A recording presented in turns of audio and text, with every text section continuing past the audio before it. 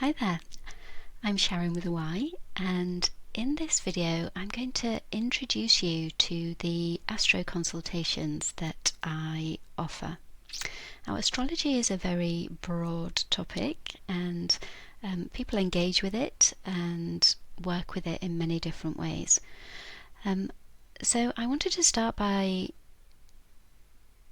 explaining, I guess, why I chose this image. So this image of the spiral staircase going down, down, down into what you might imagine to be the depths of the building is a great metaphor for how I deal with astrological consultations. So I don't do predictive astrology where, I don't know, I might look at your chart and tell you that you will meet the man or woman of your dreams in February 2027.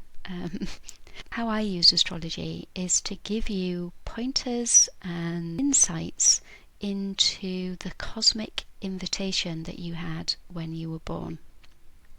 And that allows you to go to the depths of your very being in order to help you to remember your nature.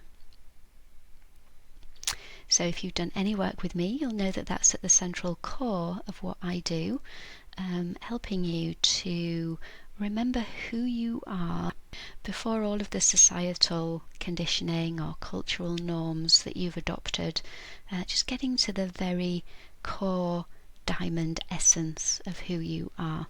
And that's how I use astrology.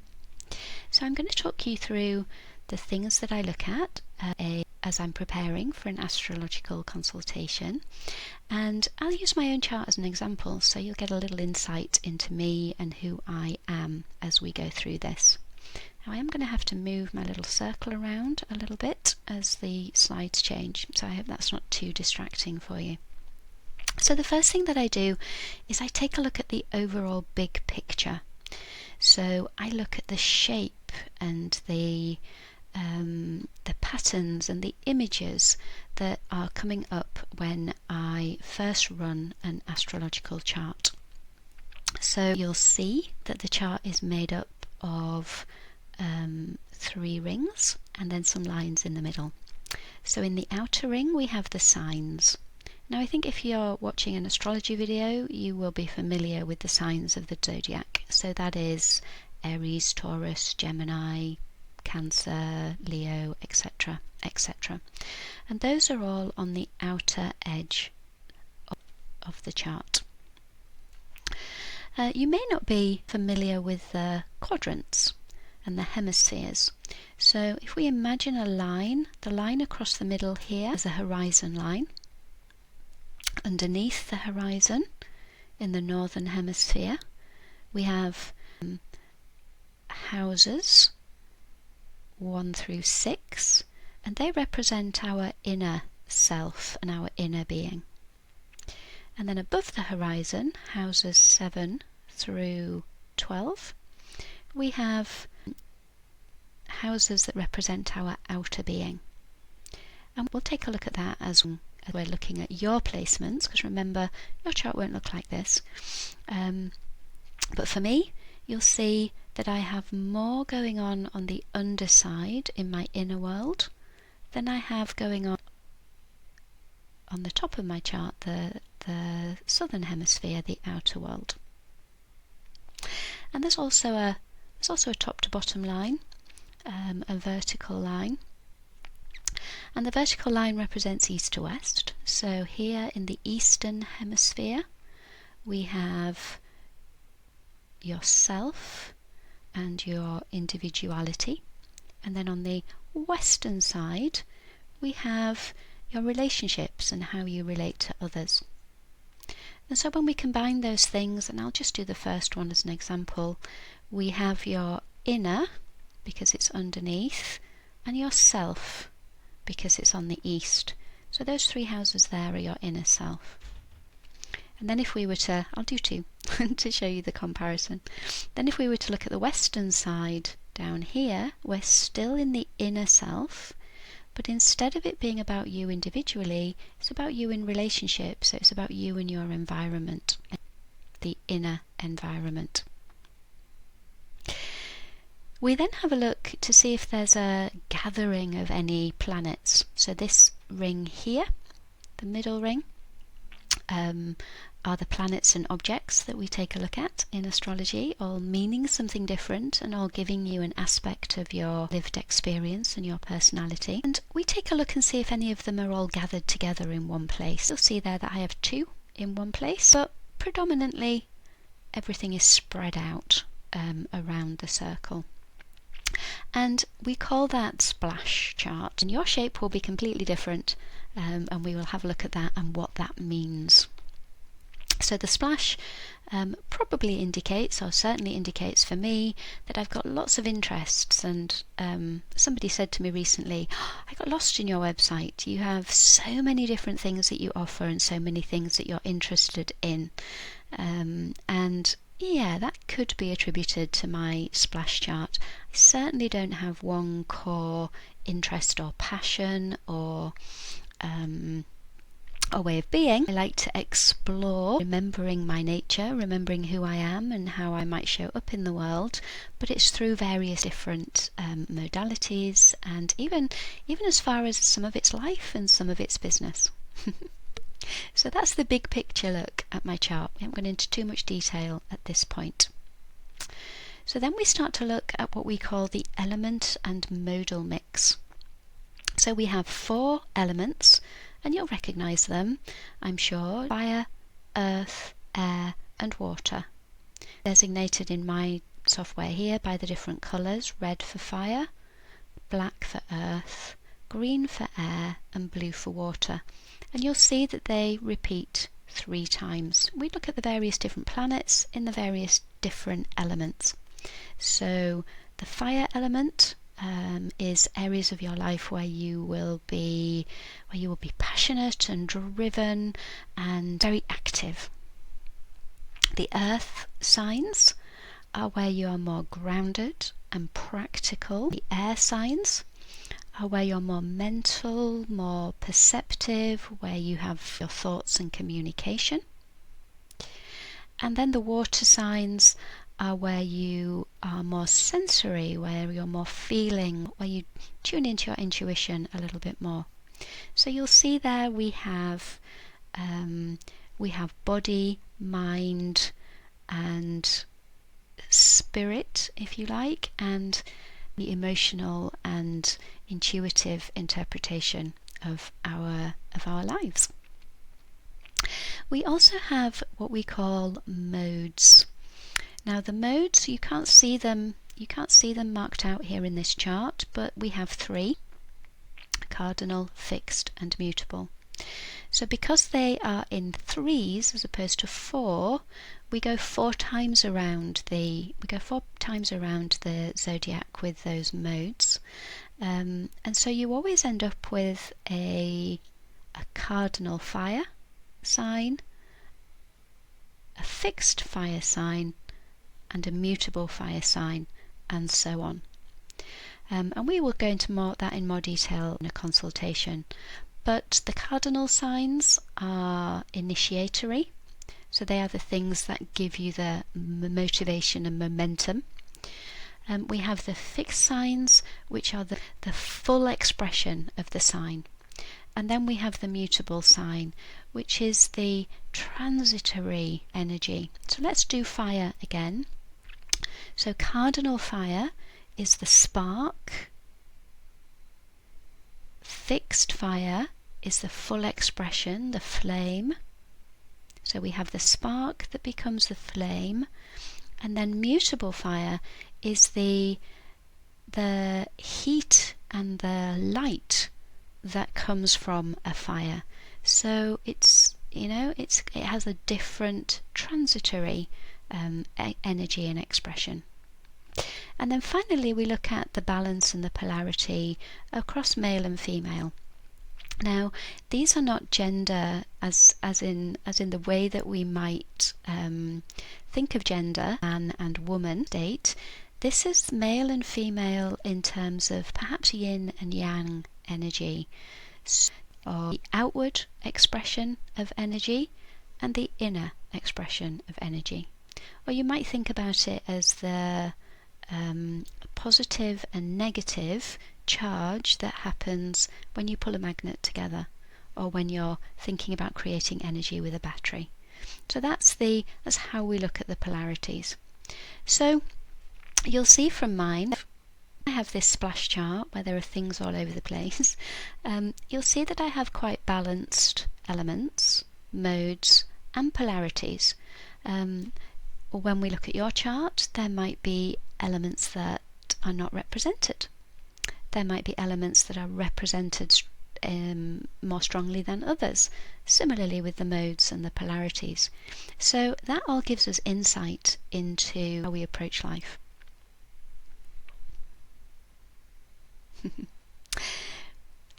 We then look at something called aspect patterns. Now at this point we're looking at these lines and shapes in the middle. Now the boxes on the right hand side are indications of different shapes that the various communications that planets might be having with each other can indicate in our life. Now I'm going to just concentrate on this red square in the middle because it's particularly significant for me, I guess. So that's the explanation of it is in this box here. So middle, top row, middle. So this is what is called a grand cross. So if you have a square on your chart, it's something that's called a grand cross. And because it's a 4, all of the modes will be the same because the modes repeat 4 times, right?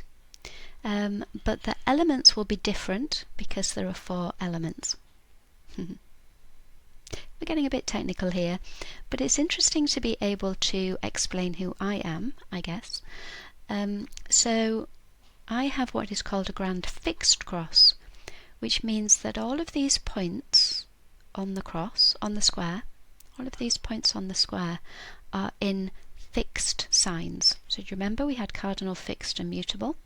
So all of mine are in fixed, which means, can mean stubbornness, can mean very fixed ideas, can mean takes a little time to change direction, to move course. Those are all expressions of fixed signs. Now, the planets that you have that make up that cross will have an impact on how the cross is expressed, as will the placement of the planets in that cross.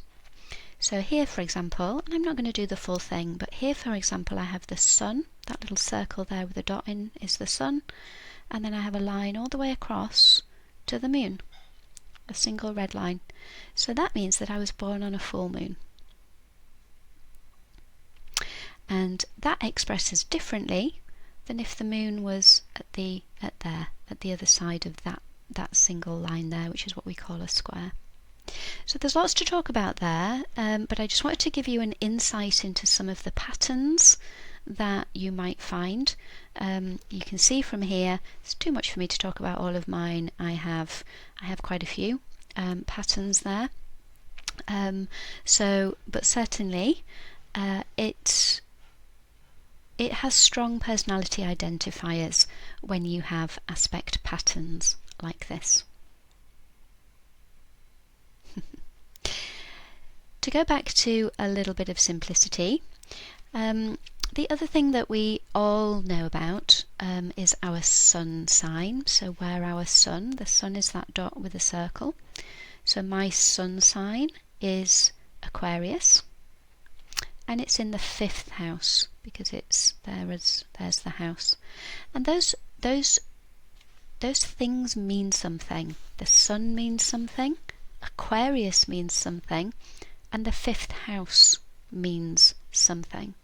So it's a little bit more technical and a little bit more interesting than just looking at your sun sign horoscope in a newspaper or a magazine or online. And when we look at kind of the aspects of your personality, or the way that you show up in the world, we actually look at these three things. We look at the sun, which is the outward way that you display your core identity. We look at the moon, which is the more inner way that you express your core identity. So the sun might be considered the way you consciously project. The moon might be considered the way you subconsciously project. So maybe things you're not as aware of, and that we can uncover together as we explore your chart. And then we have your ascendant. Now your ascendant is what determines this horizontal line. Do you remember we spoke about that? It's what determines the horizontal line, and it's based on your time of birth. And your ascendant is how other people see you. So it's our mask. It's the way that we wear our hair, wear our clothing, the kind of outer persona that we have, and therefore how other people see us. So we'll look in a consultation at the way those three things interact in terms of how they are reflecting who you are. So for me, just very briefly, I have an Aquarius sun. It can be I'm a little quirky, so I'm a little, not maybe doing things by the book, as demonstrated probably by anybody who has worked with me for any length of time. They would agree with that. So I'm not necessarily by the book. I like to be in community, and I like to be, I have some really good close friendships, but I also like to be on my own, and can perhaps be aloof and a little withdrawn at times, a little independent perhaps, and I value my freedom. Comparing that with my moon is in Leo in the 11th house. So my moon is how I receive nourishment, and how I like to be seen on an inner, more subconscious level. And because it's in Leo likes to be seen and is a leader, but the moon is that little bit more nourishing and inner. So I like to be seen, and I'm hurt when I'm not seen. I like to be noticed, but very subtly and on a subconscious level, as opposed to being very upfront and outward.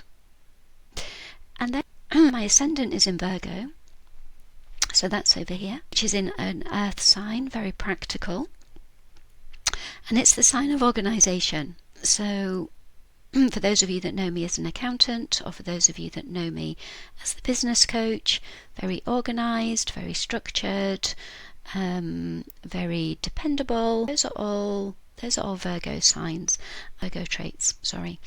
I also have the ability to see the wood for the trees. So this was most obvious, I guess, in business, where I can be in a meeting full of people, and I can pick out the bits from a grand discussion that are actually most important and will take us forward in the best way. So that's the sorting out the wheat from the chaff. So those are my big three. So I'm represented by air, fire and earth in my big three. So again, a balance there, but no water in that big three representation. And yeah, I don't think emotional is necessarily a word that you would associate with me, and an area that I've used breathwork particularly in to unlock and uncover and get in touch with my emotions. So we then look at your chart ruler, and your chart ruler is signified by your ascendant here, so that time of birth. And your chart ruler is the planet that rules the sign that your ascendant is in. So each of the planets are associated with an individual sign, and in this instance, Virgo, ruled by Mercury. So Mercury down here in the bottom right hand corner there, Mercury is the planet that rules my whole chart. So that means that I approach my outward persona in a very mercurial way.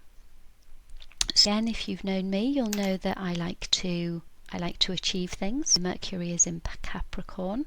So your Mercury as a chart ruler could be anywhere here in your chart. But how do I display my chart ruler, Mercury? So I like to do things right. I like to achieve. It's in two ways. It's not only mentally, but it's also practically. So Mercury is the planet of communication, of thoughts, and you will have often heard me say that my mind is my friend. And I attribute that quite strongly to the fact that Mercury is my chart ruler. So I've spent a lot of time kind of working with Mercury, working with my thoughts, with my mind, and I'm very comfortable and happy there. Now there are lots of things that we can say about your chart ruler, lots more that we can go into, such as obviously the sign where it is, the house where it is, and any conversations Mercury is having. So Mercury here is having a red line, a square conversation with Uranus, and Uranus is the modern ruler of Aquarius. So Uranus is the modern ruler of my sun and how I express myself through my Aquarianness. So many more things that you can say about that. This is just a quick squiz round. We then take a look at anything that is recurring. So, and again, because I have a splash, this is obvious for me. But we start with the houses. So remember, the houses are these numbers 1, 2, 3, 4, 5, etc. And are any of the houses are repeated? So you'll see here, for example, Uranus is in the second house on its own. There's no repeats in there.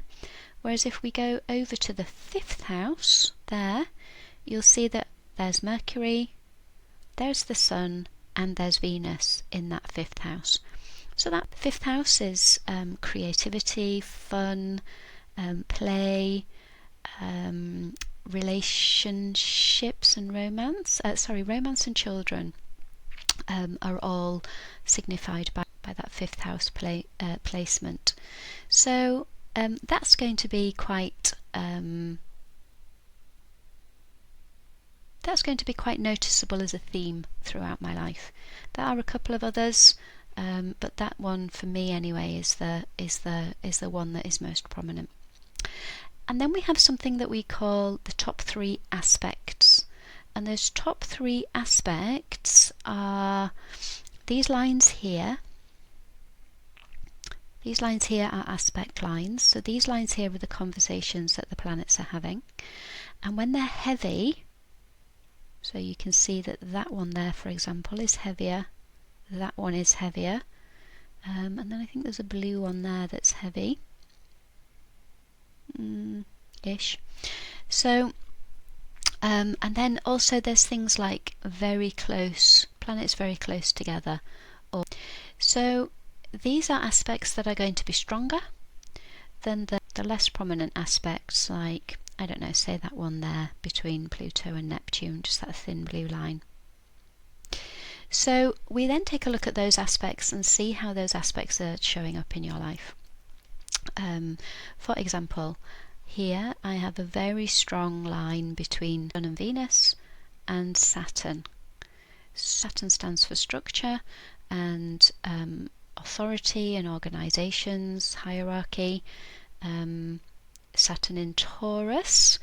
I love Stephen Forrest. He's one of my favourite astrologers. His interpretation of Saturn in Taurus is that finding peace is my evolutionary goal.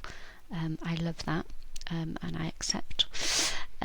So in order for me to be fully happy expressing my my sun in Aquarius, which is conjunct to Venus, so that's a little bit of a complexity there, but I need to find peace. I need to do it in a way that is peaceful. And interestingly, Venus, which is conjunct to my sun, one of Venus's expressions is harmony. So yeah, I do in my work, I like to bring that harmony into the work that I do, because from that position of harmony, it's much easier to remember your true nature and to live in stress-free alignment. And values. Venus also represents values. So my values, Venus, and the way that I shine from my very core, the sun, are very interlinked. So harmony, from the harmony between the way I am and my inner values is important. But I also value freedom, freedom to hold my own views, and freedom to not need you to hold the same views as me. So freedom for you to hold your own views as well. That's the Aquarian side of things. So that's just a little brief look at the introduction to what we will explore together if you have an Astro consultation with me, and what types of consultations might you have. So I have 3 things that, after this initial setup, that we might look at. So the boat of Mahat, and there's a story behind that, but maybe for another video. So the boat of Mahat is a journey around your whole chart. So we start with your south node, which is like your karma, everything that you have brought with you from any other soul lives that you may have had. And then we look at what the invitation from your chart is in this life, all leading up toward your north node, which is the new expression that you will take into your next life. And we don't have to wait until the next life to live our north node invitation, our dharma, our dream. We can live that in this life. So it takes a year. It takes a year to go around your whole chart on the boat of Mahat. We begin with the south node, and then we move through the planets, 1 planet per month, to spend a little bit of time in exploration and reflection around themes that planet has shown you over your lifetime, looking at all the cycles and rhythms of that individual planet. So that's a big astrological commitment, but an amazing way of coming to understand yourself better, learning who you are, and then being able to impact how you walk forward in life from here on in. The second way, and the second thing that we can look at, is you could have one of these on your birthday. It could be a birthday gift to yourself. And we do something called a solar return. And the solar return is when the sun comes back to exactly where it was at the time that you were born, to the minute, to the degree in the minute. And that gives us a snapshot of another astrological chart, and we can take a look at the invitation for the year ahead. Now again, this isn't predictive, this is highlighting the invitations, highlighting the things that you might want to have a look at, that you might be invited to explore in the coming year. And we compare that to your birth chart in terms of how that's building on your birth chart. So if we assume that every solar return we've ever had gives us another invitation that we overlay, that we layer on top of our natal invitation. And then finally, you can have an astro consultation, which is a conversation about a specific question or a specific area of your life. So we would have a look at the intro like I've just done with you, and then we would deep dive into one area of your chart to give you some indications or to give you some insight into some of the things that might be coming up for you here. So we could look at relationships, your more intimate relationships. We could look at finances, perhaps your sibling relationships, family, your family overall, romance and children, work and health. We can look at that. Career and life direction, much different to work and health. Healing, you might feel like there's an area of your life where you need some healing, so we could take a look at that. Or friends, travel, community. These are just some of the themes that we might have a look at in a consultation. So I hope you found that interesting, both from getting to know me a little bit better, but also as an understanding of what we might look at, what we might do if we were to delve into your chart and go down that spiral staircase. I do love that. Can I get back to it? Not easily. I'm going to go like that. If we can go down this spiral staircase and take a look at the astrological invitations in your life. Thank you for listening to the very end, and I hope to see you soon, and to, more importantly, see your chart soon, and start the exploration. Take care.